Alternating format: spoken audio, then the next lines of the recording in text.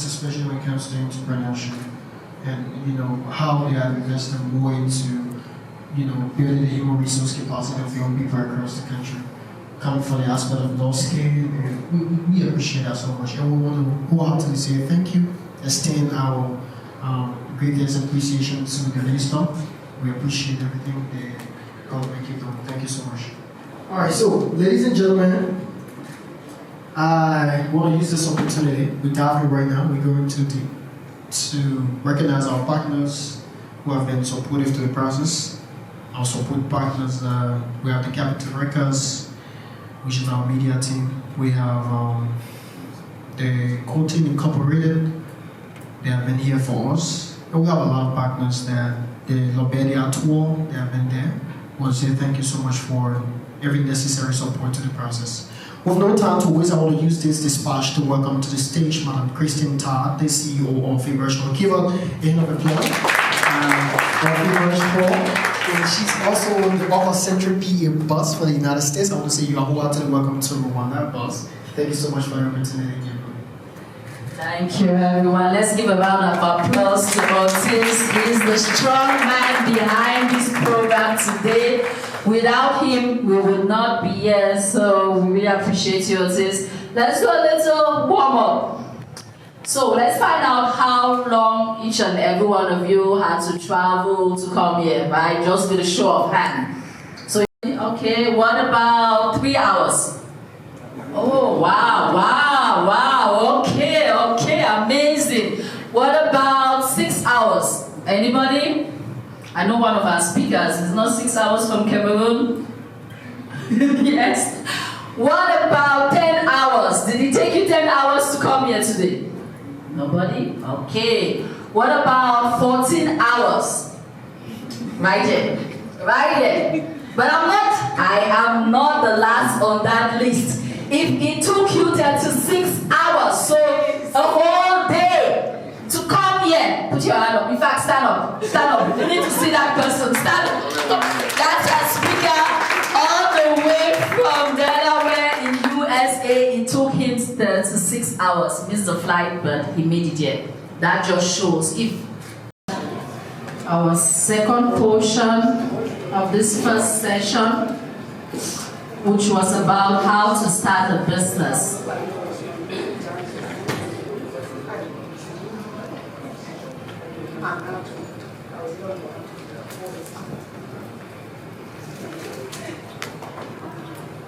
From Clarence Zangam, who is coming from a manufacturing background, so he's going to do a presentation after lunch. Then we would have our panelist group of young entrepreneurs that are going to come and just share their story and get us inspired. So it's tough, right, to come and speak after a wonderful speaker. I feel like people be doing comparison. Oh, okay, someone just came with, he was listing all his, he's not here, right? Okay, I can speak freely, he's not here.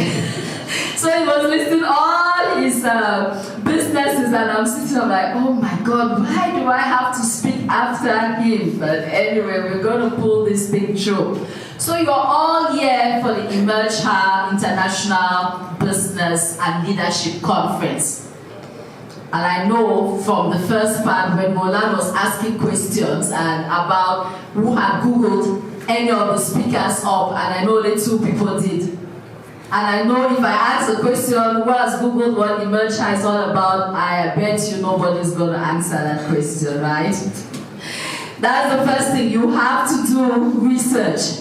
You have to research these things out. Research the speakers. Research anything that pertains to you, to your business, to your school, to whatever it is that you're doing. So EMERGEHER is a program under Oaks of Central PA. PA stands for Pennsylvania in the US. So it started off out of the desire to help and support minorities, so Black, African women that were looking to start a business. So why that focus on starting a business? Well, when 2020 came, we all know what happened during 2020, right? Pandemic came, everywhere was shut down. So people started asking, questions about what is life? What am I doing? Why am I on earth? What is the purpose of my life? This job I'm doing regularly and all these things I'm doing, is that what defines me? So for many of these women, what they thought or what they believed defined them was starting a business. But not starting any type of business. Starting a business that relates to their gifts, that relates to their talents. And so they were coming up to a non-profit, which is also Central P, and asking questions. How do I start a business? The same questions that brought you here. How do I start a business? How do I sell my product? How do I manufacture my product? How do I market? How do I get money to fund a business? All those questions, that's what came about EMERGEHER. And so we did a couple of these same conferences we're doing here in Rwanda. We did that in the US, we did that in Central PA. We've been doing that like every 3 months or so. So then the idea came to take it one step further, to bring it to the continent, right? To bring it to Africa. Because we believe that this issue with business, that is the way out for everybody, right? That is the way out. Our culture, the culture of the African person, is grounded in buying and selling. And that's the basic of business. You have to buy something to sell something. You have to have something to sell something. No matter your industry, no matter what it is you are doing those two things. You are buying and you are selling. So we believe that the same principles that apply in the US, of course they apply here. You just have to tweak it. You just have to make it to suit your particular instance, your particular industry. So, our key points, very short and sweet. My why, my challenges, my next step. So, where's the second microphone, please? We're going to make this as interactive as possible. Thank you. Can we have like 3 people just raise your hands, share with us, give us one reason why you want to start a business or one reason why you are in business.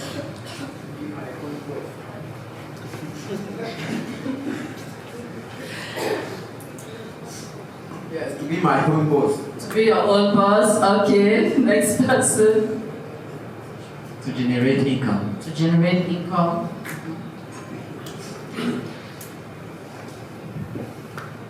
To provide employment opportunities for others. Okay. To help people live purposefully. To reduce the gap in Africa, my country. Which type of gap? Agriculture products, especially imported products. Okay. To reduce it. Okay. One last person. Oh, we have this one. Yes, to make a difference. To make a difference in other people's lives. To solve community challenges. To solve community challenges. Okay, one last person. Fulfillment. Oh my goodness, I love that one. I love that one. Fulfillment. To start a business is all about fulfillment. So why all these questions, all these answers are right for you in particular. But one other question I want to ask for those that answered and others. Why is it important to have a why? Why is it important to have a reason why you are doing business or why you want to get into business? Let's start with the lady who said fulfillment. Why do you think it's important to have that reason? It is important for me to have a why because, as I said, fulfillment, it keeps you going forward. And also, it helps you be on track, and also when you are in your downs, it's like a reason or a motivation that pushes you to go forward. Thank you. Thank you very much. We have someone here, we have someone else. Without reason, I think there is no commitment, no real commitment. Okay, so we have 2 and someone else. Because when you have a why, you get the passion of doing what you are doing. Thank you, thank you. Yes, so that's the reason why you need to have a why. You need to have a reason why you're starting business. You can't just say, I just want to start business because it's business. No, your why has to be strong. Your why has to be compelling. Your why has to be something that gets you up in the morning. If it's not that strong, you give up, right? When COVID came, I have a business in the US. We take care of adults with intellectual disabilities. So we have it's like a child care center. So when COVID came, the government said we're closing down all of the child care centers. So they closed down my business. I went, right low. But because my why was strong, my why was what pushed me to do the business in the first place, which, as she mentioned, fulfillment, purpose. So I stood up and I said, wait, I cannot let COVID bring me down. So I had to start thinking, how do I change this business? How do I make it to survive post-COVID?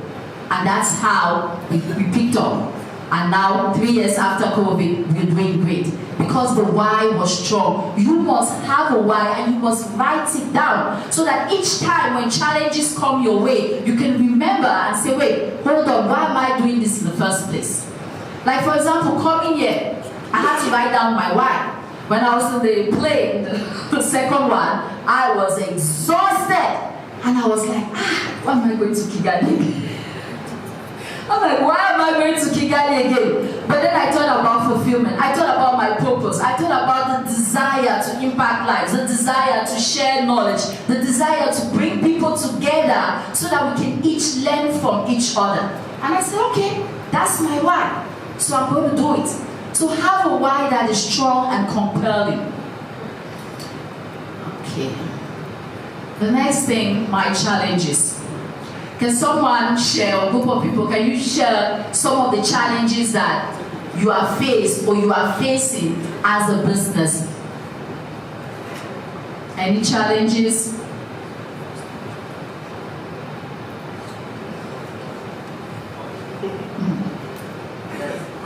For me, as a businessman, my first challenge is avoid buying to steal money of people. Avoid what? Banks. Okay. To steal money of people. Yes, my first challenge. Okay. Anybody else care to share what their challenge is? Getting the required manpower. Getting the resources. Yes, that is a powerful challenge. Anybody else? Nobody has a money challenge here. So have you guys gotten so motivated by the last presentation that you're like, you don't have no money challenge? Well, finding the right partners. Building the right team. Yes, that's a challenge. And also raising funds for people who have no clue about the business. Yes.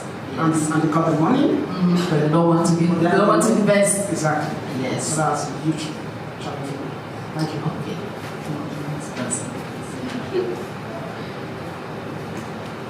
In some places, regulations and policies might be one of the greatest challenges that someone can meet while implementing or starting their businesses. Correct. Yes, regulations. I know something about that. We have on that table.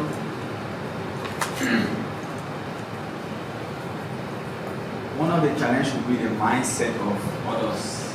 So you start a business to improve, but the mindset of the people, they don't want to come into the business because they already have that mindset.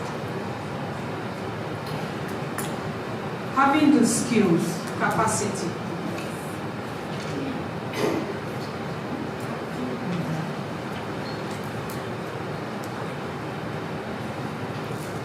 Having experience in what you do. It's always a challenge on many entrepreneurs and me as well. And having that ability to convince people what you are doing, and so that they can trust in you.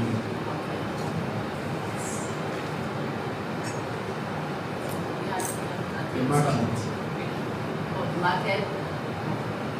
Yeah, for me, my main challenge is money. The first thing is money. Yeah, that's basically my challenge.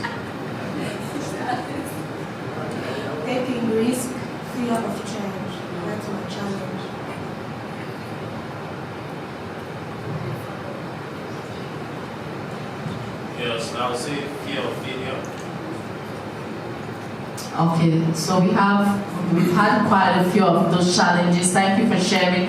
But we're going to try to get the solution among ourselves. Let's start with the first one. We had money challenge. Anybody wants to share their own experience or what they think could be a solution to the money challenge? Like you don't have funds to start a business. What is that solution that you can think about?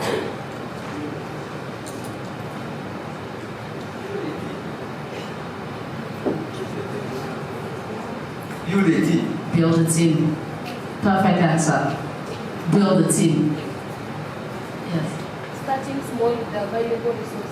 Starting small with available resources. Anyone else up behind? To be objective. Pardon? To be objective. To be explain please. To be objective on what you are doing. Okay. To be specific. To be specific? Yes, to be specific. Okay. So from my own experience, I believe research and consistency is one of the solutions, because when I had an idea last year, I was actually coming from college and I had the idea, but I kept doing my own researches about incubator programs which are here in Rwanda, and I believe there are many.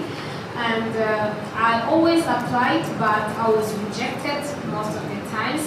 But finally, I got selected into one of the programs that empowers young entrepreneurs here in Rwanda, and they provided me with the prototype funding, and so now I actually had a beginning, and it's really going well. So keep doing your research, build the network, connect with other entrepreneurs that can share with you the available opportunities, and also don't give up because you have received different rejections from your emails, because you will get those often. Just keep be consistent, keep applying. You might never know who would be interested into your idea. Thank you. Thank you. Okay. Yeah. See, those of you that said funding was your main issue, I hope you're writing down the solutions right there. That's the solution to your problem. Yes, please, the next person. Yes, the money is the problem. You don't have money, but there are out there some people who have money and they don't have something to do with the money. So all you gotta do is run how to convince them to invest in you. So wait, hold the mic again, hold the mic. So you spoke, I think my brother they mentioned about speaking to people that have the money but don't want to invest. So how, according to you, there's no right or wrong answer, you're just giving your own experience. According to you, how are you going to convince someone that has the money to invest in your business? Especially if it's a new idea. We're not talking about businesses that have like 5 years, 10 years old. A business like Roland's business, he would not need, he spoke about how we can get one, right? He doesn't need much convincing. He was just talking here and then 2 people came from the hotel, 2 investors, and they were like, what? We just had someone speak. But what about someone that is starting from scratch? How do you think you can convince an investor to come and invest in your project? It depends on the investor side, but at least when you network, use it might be 30 seconds or 1 minute. Try to learn how to use that minute you have to convince somebody. So be effective with your time, but Roland mentioned a critical element. What was it? It starts with V. Who remembers what he said? Value. You cannot go and say, okay, I don't know which business I want to do. Let me see. I want to sell pens. And you're going and you meet an investor and you say, you know what, I want to manufacture my own pens. I want to sell the pens. And in fact, the investor will just be looking at you. What has that got to do with me? How does that change? I mean, I have $1 million in my account, but what value are you giving to me? So you have to boil down again. Someone said research. Don't go and meet an investor and be thinking about yourself. Think about them. Research the company. What do they lack? What do they need? So when you meet them, you say, hey, I researched your company. This is your problem. You guys don't have pens. I was here last week. I tried, you go to 4 points. You say, you guys don't have pens. I was here for a conference. I tried to buy that. The pens are not working. I have pens to give you. You have done two things. You have shown to the investor what their problem is. Put yourself as a solution to that problem. Don't go and say, oh, I just need the money because I'm passionate about this. No. Value, value, value. Did we have someone else that, oh, yes, that table, please. Thank you. Are we still talking about funding? Yes. So the first thing is that you don't need money to start a business. You actually need money to sustain the business, right? So you have a lot. So you have to look in and around you for resources that you have available.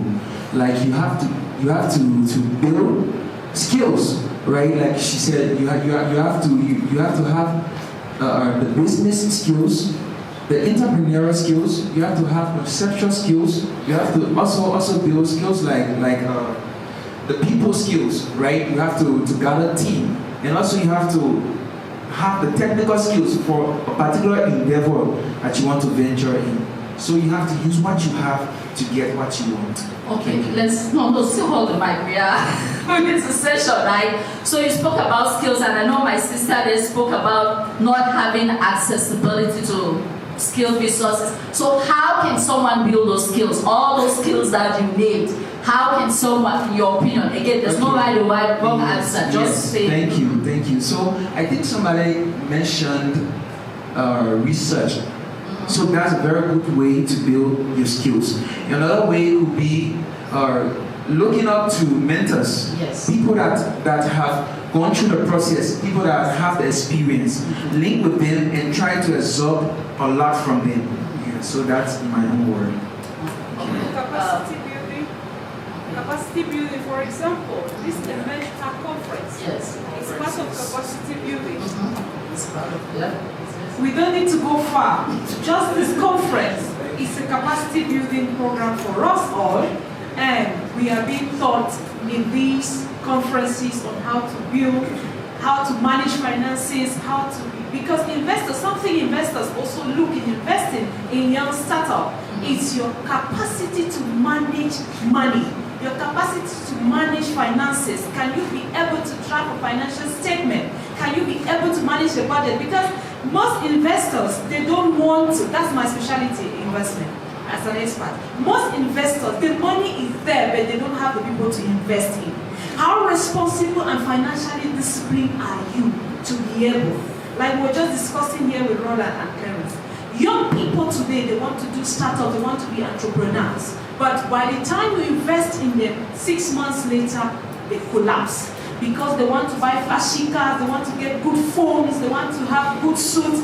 Start somewhere. You definitely go somewhere. Okay, hold the mic again, sister. Please hold the mic.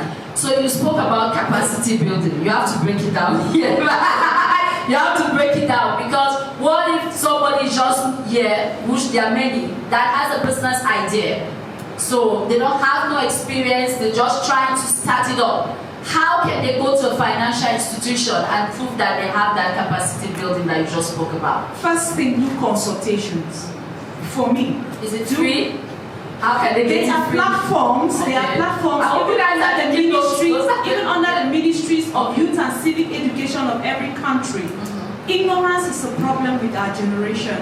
Go there, they have consultants, counselors, mentors that the government pays them, they are salary workers to counsel you, to do you consultation for free. If you can't pay a private consultant, please go to those centers. For example, I think that EMERGEHER, when I look at the background, if you contact EMERGEHER, they have experts in different domains that are going to consult you for free. It is a non-profit organization.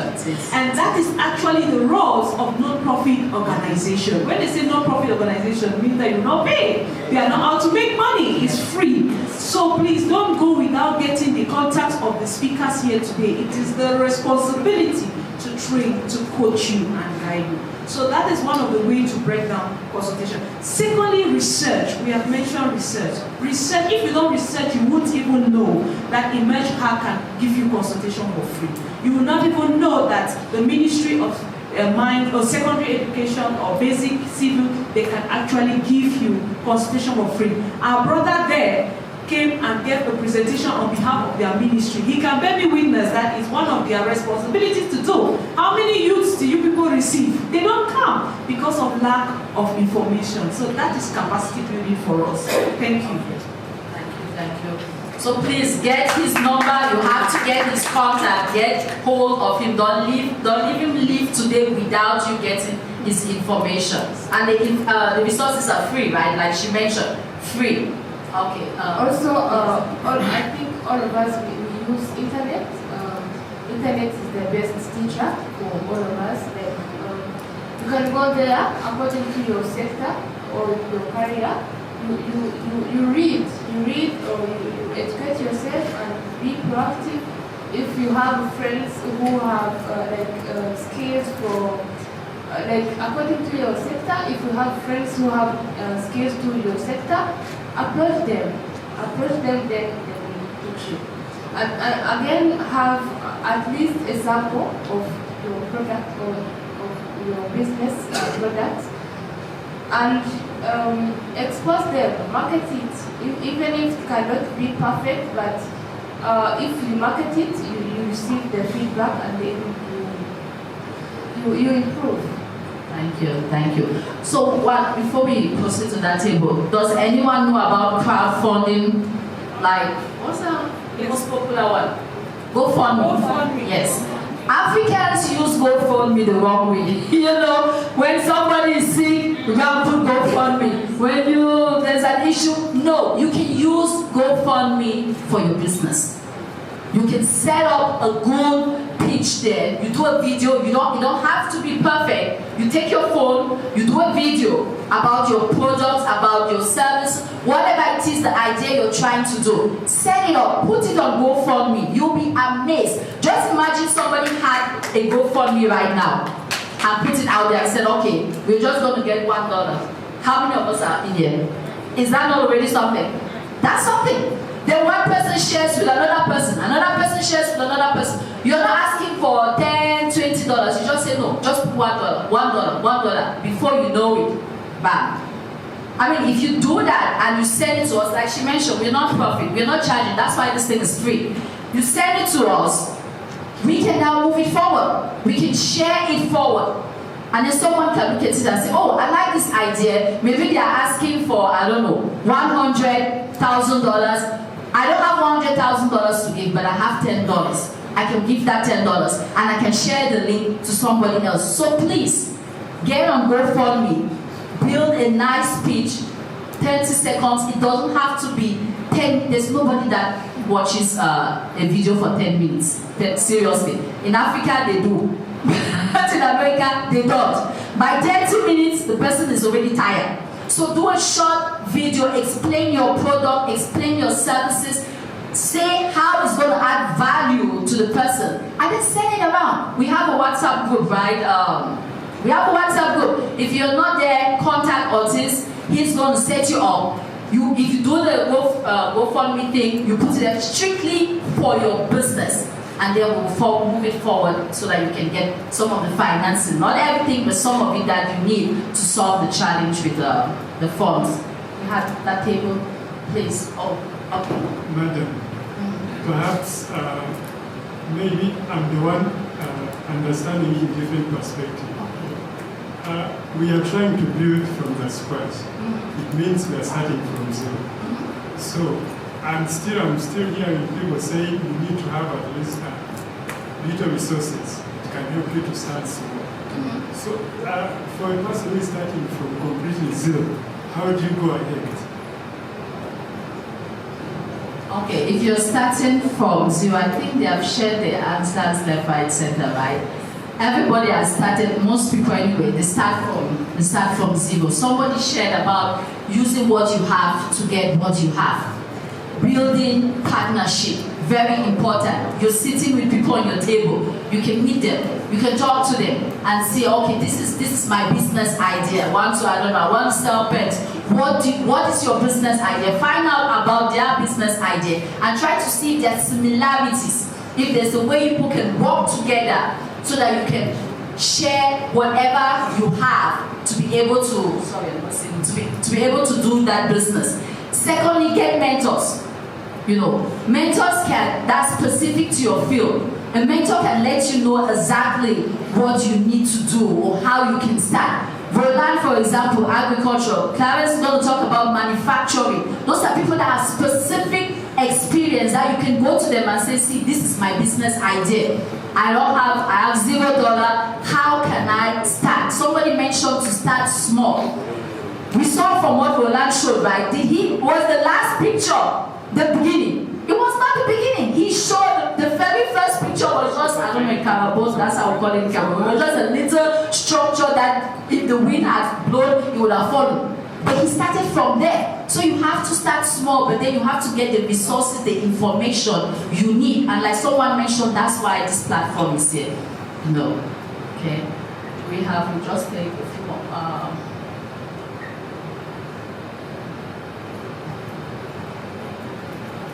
Thank you. For me, I would like to add something that before you go to search for someone who can invest in you, you have to write down your ideas. Explain for this investor that his benefit. Even you also, you have to put your guideline that if you go to consult or if you go to search for investment, people cannot start you just by explaining on video, or people cannot start you by just saying a good speech and they can give you money. At least you can find a way you can take your first step to show others that you are serious. Money, people cannot trust you without knowing something about you. You have to take your first step with nothing to show others that I'm starting, but I need something to go forward. That's but you just go to explain to consult someone who can show you like this one and give you money, impossible. That is my opinion. Yes, to take your first step by yourself. Yes. Even you can go to learn or to do something, but the first step is going to do by yourself. To make a difference that you are different from others, they just come to explain and to get money. You take your first step and it's okay. People can be somehow convinced that you are serious. You will need it to go to the buffet area there. It's 1 hour lunch, and then we'll come back and be talking about manufacturing with Charles, right? Yes.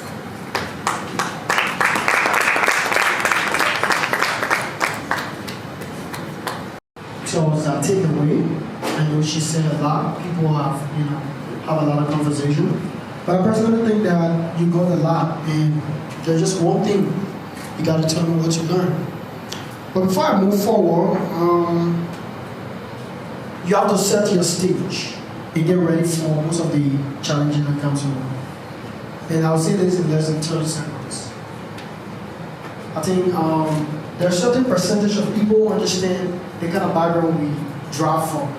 Most especially we Liberians that are here. And so to get your business to a certain level, I don't want you to think that it is bread and butter. But if you can make all of these challenges as a stepping stone to greatness, then of course you're on the right path. So I mean, this presentation was very, very powerful, and I know you learned a lot. And so we're gonna take, like I said, 30 seconds is okay. You don't have to talk much, but just tell me, what is that one thing? Everything she said, what is that one thing you captured that you really want to hold on to? 3 persons, just raise your hand. Just 3 persons. Yeah, I like the model of this presentation. We were interacting as much as possible. And according to the challenges that we said, she just put it back to you and provide your own answer. So I would say the thing that I learned from this presentation is that you can have a solution for whatever the problem you have or the challenge. Just think out of the box. Challenge yourself. Yeah. That's powerful. Challenge yourself. That's very great. You have to put yourself in the stool. Okay, take that. So I also learned that it's very important to know your why. Your why? That's powerful. Why are you here? Why are you doing this? Another person. Okay, you take and then you take the last female. Yeah. I learned that even if you have a challenge, you have to have the way out. Like, there's no other person who will solve your challenge except yourself. Besides you. That's powerful. And this is why a friend of mine said, do not allow the you inside of you to tell you that you cannot make it. Because there is a you inside of you. So when you allow that you inside of you to tell you can make it, then of course you stock yourself into a very tactical position. So there is a you in you that should serve as a dialogue for motivation. So it is you. Nobody is going to do it for you. And so you have to step out of your comfort zone and make that dream work. The last person. Yes, yeah. I like what is on the project. They say, when the plane changes, you should be flexible. Most of us, when we make plans, and when something happens, we just forget about it. We don't look for a way out. We should be able to look for a way out. That's very powerful. And one of the greatest things I learned about this audience is that it's been more like a dialogue, like a conversation. And I also appreciate Roland for making the presentation more, in a very postural manner, and likewise my boss. So I want to say thank you. We can now take our walk out and have our lunch, and right after the lunch, we're also going to come right back here to conclude our last session. Thank you so much.